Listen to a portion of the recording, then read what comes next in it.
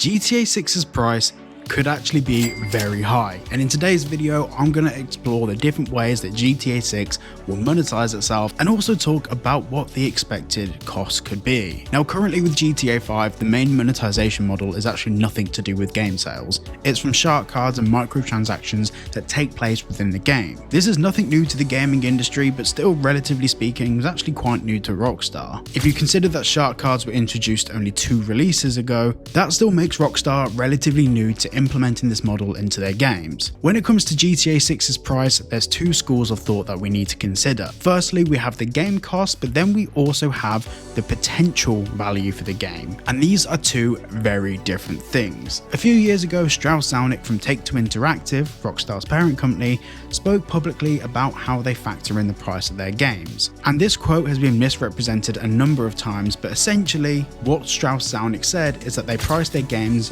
based on the value proposition. For example, if someone pays X amount of dollars, do they get the value out of those X amount of dollars? How much playtime does that equate to? Now for the past 12 months, I've defended Rockstar quite heavily, as I've always taken the approach that GTA 6 will probably cost around $60 to $70, maybe perhaps reaching into the $80 mark. However, within the past week, I've taken a bit of a step back from this point of view. And the main reason I say this is that in the UK, we have a store called CEX. And in CEX, you can buy Red Dead Redemption for literally £5, which is about $6.5–7. But the PC release is $50. And whilst it's been slightly upscaled, it has some advanced features, and of course you can mod it, that is a huge price tag for a game that's 14 years old.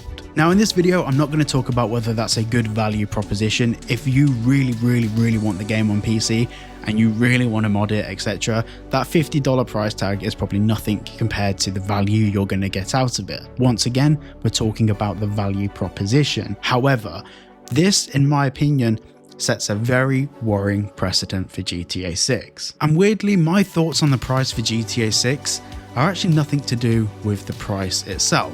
Let's say hypothetically, and this is just a hypothetical scenario, let's say GTA 6 costs $120. Hell, let's say $150. Throw it away, Mr. Moneybags. Throw it away, Mr. Moneybags. If we play that game for 15 years or 10 years, that is still absolute amazing value for money. However, and this is a very big however, that would be, for example, for the PlayStation 5 or Xbox version of the game. What happens when the next gen version of the game comes out? You'll have to buy it again. Then what happens when the PC version comes out? You'll have to buy it again. And then the console that comes out after the PC version, you'll have to buy it again. And then of course there's the potential for Rockstar to actually release some story DLCs. We know originally the game was called Project Americas, and a lot of stuff was axed in early development, with the potential for this stuff to come back later as DLCs because they didn't do so with GTA 5. That, of course, will be paid content, so you'd have to pay for that as well, and potentially have to pay for that on multiple different consoles or PCs. Now across all of these different variables, we're probably talking somewhere between $600 to $1,000 that you've already spent over the space of 8 years on GTA 6. Then we factor in microtransactions, which we do not have the data for what the average person spends on microtransactions, but I know some people that have spent upwards of $5,000 on shark cards over the past 2 or 3 years. And to add to all of this, there's now another complex layer. There is no competition to GTA 6. I've seen a few people mention Paradise, which is quite literally a scam and doesn't exist, but you'll hear more about that very soon. But there is no competition in the market. So Rockstar can charge whatever they want for this game. I personally believe that if Rockstar do charge over $100 for GTA 6, they will get a lot of backlash from the mainstream media and obviously the community. Even though if you actually put it on paper, hypothetically speaking, the value for money is there, but it's still over $100.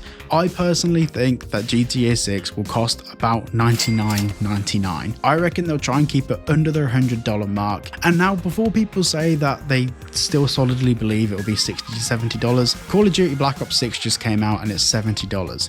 In fact, in the UK on Steam it was £70, which is what, $85, $90. If we look at the popularity of Call of Duty Black Ops 6 versus GTA 6, GTA 6 will be a vastly more popular game. I mean, GTA 5 broke every record imaginable, and that has made the whole franchise way more popular.